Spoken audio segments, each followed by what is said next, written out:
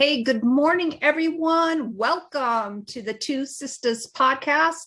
It is Wealth Wellness Wednesday, Wednesday, February 23rd.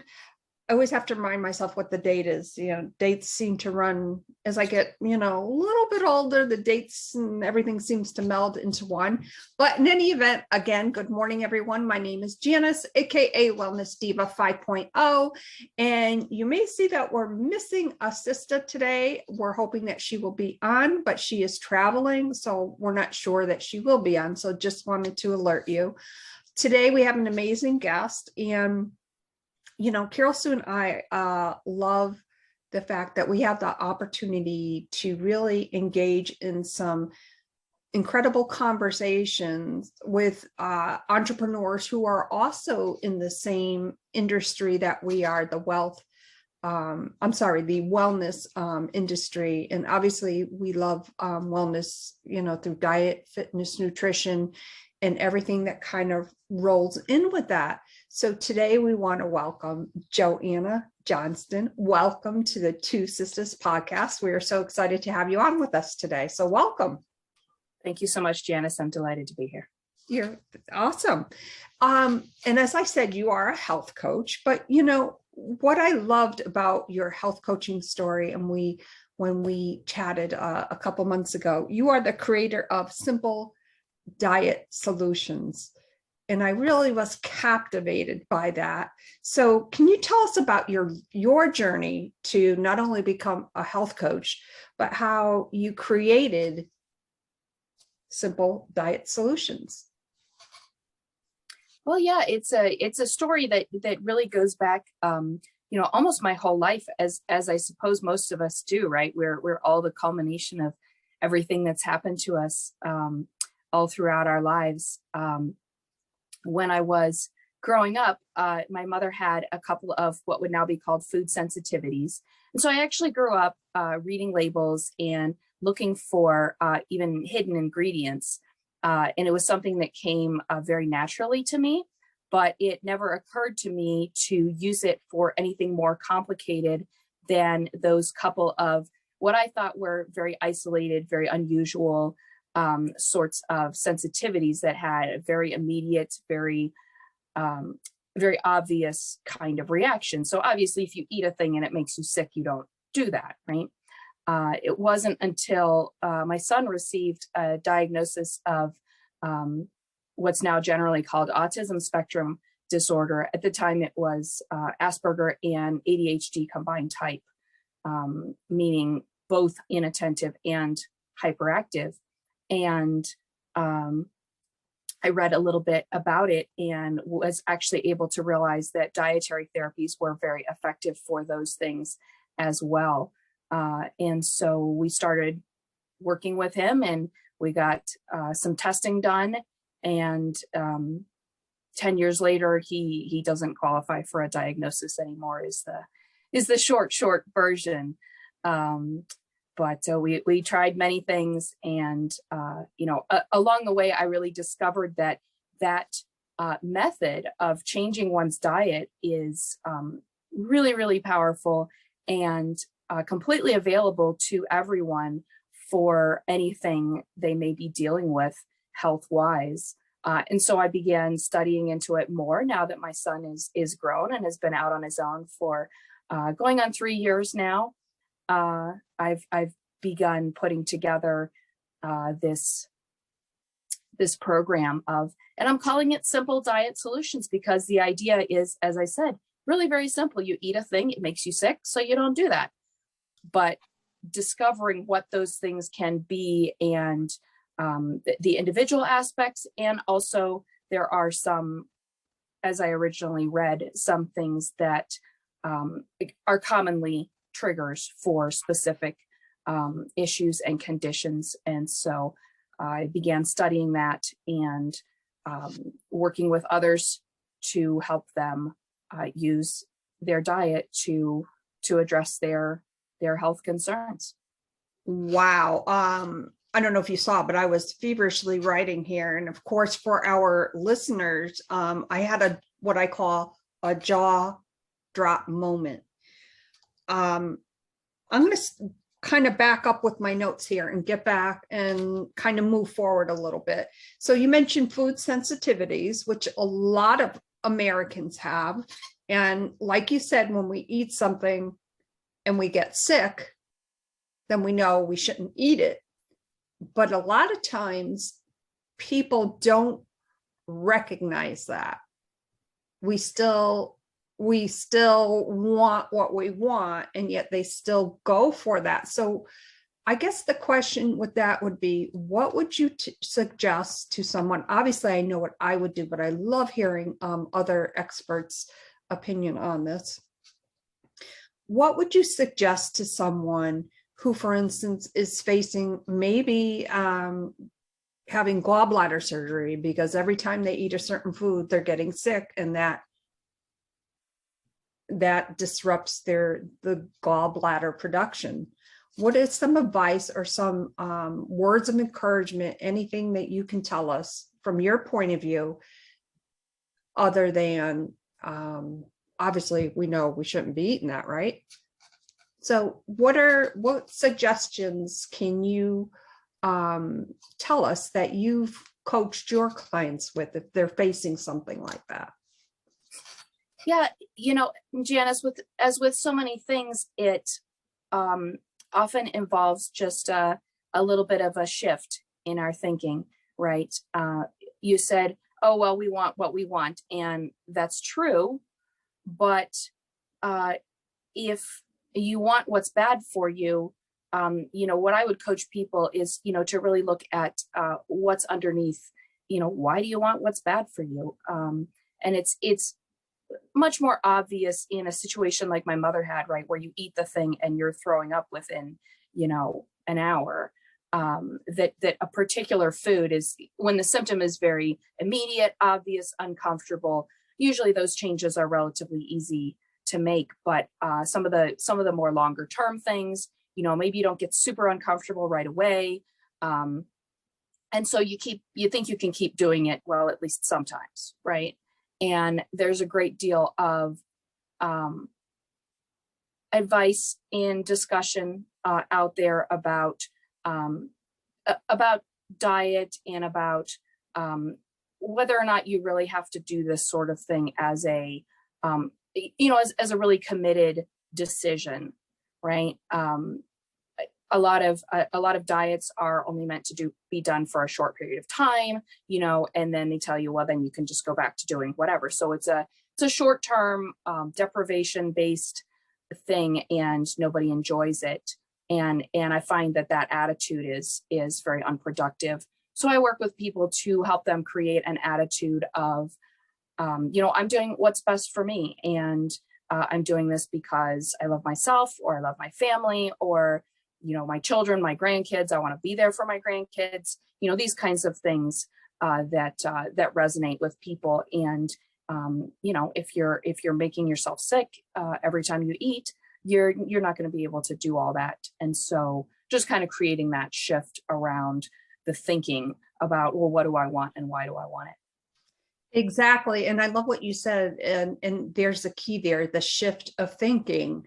Because I was actually describing a situation that I had before I really knew anything about nutrition. And I kind of picked up on that. And I'm like, okay, every time, and I keep food diaries, and I was like, wait a minute, my body is giving me a signal, usually within an hour after having whatever it was, I'm getting sick. So what does that tell me? Then I shouldn't be eating that. And I was getting gallbladder attacks.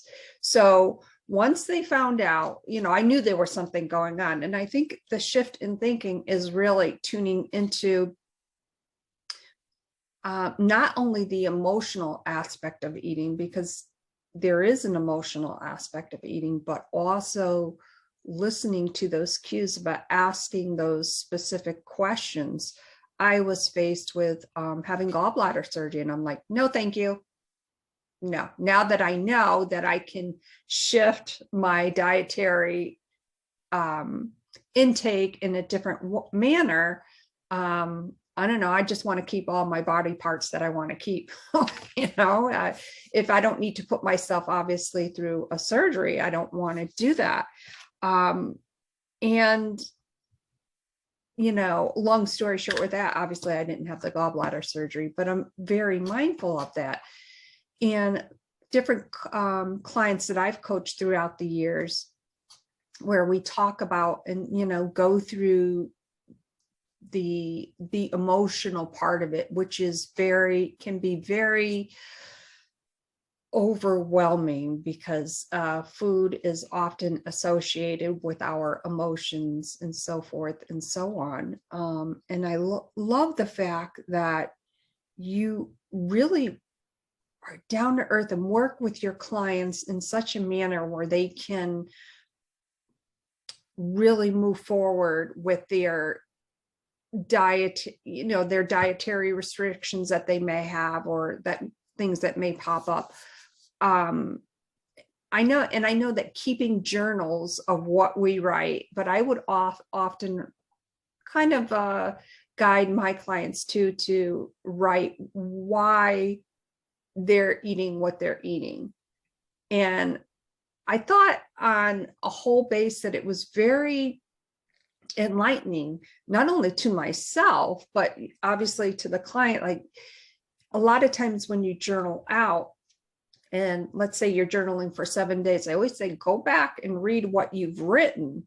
Like, what were your emotions? How are you feeling? What were some of the triggers that maybe you didn't realize, or maybe subconsciously you knew, but you just kind of put them to the side? So thank you so much for sharing that. I think that is so important. I want to get back to something you said earlier, something about reading food labels came very natural for you. And I think that's amazing, because you don't hear that often. And you had mentioned something about your mom and what she was going through. So kind of walk us through like what you look for when you're reading and looking at labels. You're not just glancing at them, you are actually taking it in, reading it, and maybe, okay, this product is not good. Can you walk us through that process? Sure. Well, it really depends on who I'm reading the label for, because this is a very individualized kind of thing. But I did develop the habit very early, and now it's literally the first thing I do, when I'm in the store and there's a product and I go, oh, I haven't seen that before. I pick it up and turn it over. And, I don't look at the picture on the front. I don't look at the, if you could see the product, I don't look at that. I turn it over and see what's in it. And so I do read for different things for different people. For example, my son has some different restrictions than what I use myself. And this is definitely something that I use myself. It's not just something I recommend to other people. But one of the things that's very important about label reading is you need to learn the alternate names for the things that you may be having issues with, because a lot of times there'll be these long chemical sounding names, or even just something fairly innocuous sounding like natural flavor that can really be almost anything. And so depending on what it is you're looking to avoid, you may wind up having to be very careful about those kinds of things. When I was growing up, we had to look for onion powder specifically as a seasoning. If it was any other form of onion or natural flavor, and it was like a savory taste, we would skip it, because that was her thing. It was onions. And you want to talk about something that's in everything.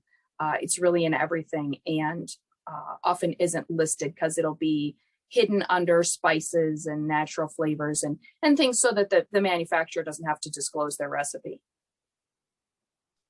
Thank you so much for sharing that. And, I think that's so interesting how you describe that, because not many people know that natural flavorings, that really could be anything and disguised. I think some things, the obviously we can pick out, for instance, anything with an OSE at the end of it is sugar. The more sugar there's in something, obviously that's, no good. So thank you for sharing that. I want to chat about your son, if you don't mind.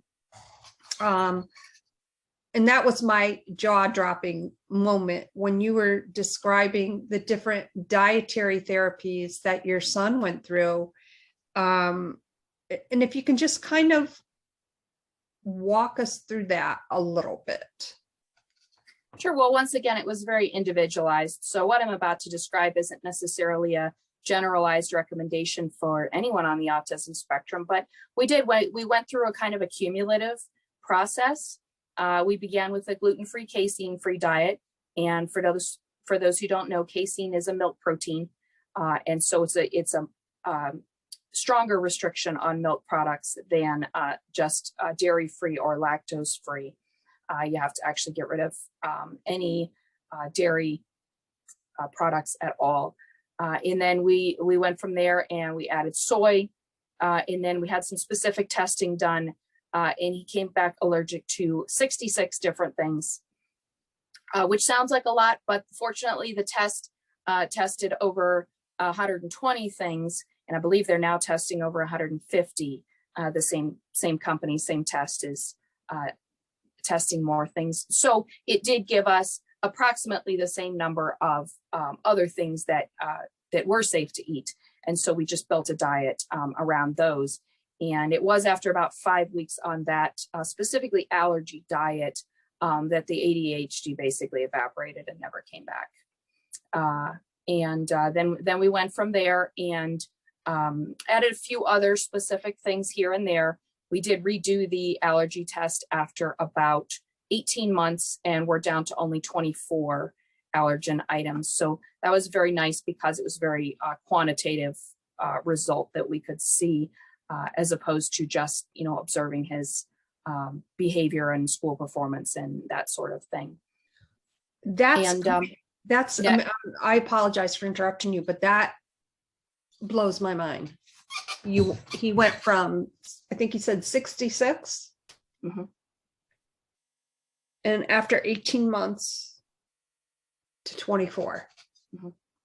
That's right. Same list of foods and only sensitive to 24. So that's the real take home message of this kind of thing, is that if you're dealing with a lot of this kind of stuff, you can do the elimination and actually sometimes heal, sometimes to the point where your body won't react to these things anymore. And that's a pretty common finding in situations where we have many sensitivities. Now, if we have, one or a few, that's really causing a health issue like yours with your gallbladder, you're going to be better off, as I'm sure you've realized, to just go ahead and avoid those things permanently. And that was what I grew up with. My mother just never ate onions if she could possibly help it. And so there's some healing available. There's definitely symptom relief available. And sometimes, if the food is really actually causing the diagnosable condition, you really do need to avoid it forever. Like my son's never gone back to gluten or casein or soy. Those are really the big ones. And the final layer that we added on as he got older is, he doesn't really eat very much in the way of high carbohydrate foods. So, meat and vegetables is a perfectly valid way to subsist. And he does fine. I taught him to cook a variety of things that he can eat. So he goes to the store and shops, and, it's a fairly, he doesn't experiment very much, but I can't say I blame him. Wow. That, that really truly is amazing that through the elimination part of it, there was healing. Mm-hmm. And I think that's not only the love of a mom, obviously, but the power of how that healing, how the elimination process works to direct you, or in this case, direct your son to healing. And I think that in and of itself just kind of blows my mind. And I think that's just absolutely amazing. You know, you mentioned the hidden, and I was writing this real fast and I'm trying to read my own handwriting, excuse me, that the casing of different products. Now, I know that a lot of people don't know what casing is. A lot of people do. But if you could just describe that a little more for us. Sure. Well, casein is spelled CASEIN, and it's the primary protein in milk. It actually turns out that most food sensitivities, as compared to food allergies and other types of reactions, are to the protein in the item. And that was most often it's the protein. And so with the casein protein, it's actually very similar in its chemical structure to the gluten protein. And frequently folks on the autism spectrum and with various other conditions are lacking an enzyme that breaks down that protein. And so they don't digest it efficiently. And it's the incompletely digested remnants of those proteins that wind up triggering the immune system and causing a lot of symptoms. Thank you for sharing that with us. You are so right. And what are the different avenues that our listeners and viewers can contact you at? Oh yeah. So I do. I'm putting together some programs, and if you want to find out more about that, you can just shoot me an email over at support@snoringdietsolution.com. And you can, I love that guess, email. Yeah, you can guess from my email there what one of my primary topics is that a lot of people come to me for, and we haven't had time to chat about it today, but you can definitely find out more about that from me. And just to let everybody know, I do not snore, although my husband may argue with me on that fact. But anyways, I want to thank you so much for being here today. And I hope you definitely will consider coming back, because there's so much more we want to cover. And it was just a delight having you on. Thank you so much. Thank you. Oh, you're welcome. Hey folks, at TwoSistas, we love to showcase other entrepreneurs that are in our what we're passionate about. And JoAnna really brought forth today some amazing things that that perhaps somebody out there is struggling with. So please feel free to reach out to her. And obviously, with it being Wealth Wellness Wednesday, you all know how we feel about that at TwoSistas. It's the chance to share the wealth, but more importantly, create the ripple effect that, maybe you're at the coffee shop and you pay for the person's coffee behind you. It's not about the monetary value or the amount. It's about creating that gratitude and that ripple effect. And on that note, thank you so much, everyone, for being here today. And we will see you tomorrow. I may be going solo, not sure what's going on with traveling with my sister. But this is TwoSistas, and I am Janice, aka Wellness Diva 5.0. We hope you all have an amazing Wednesday. Thank you so much. Bye, everyone.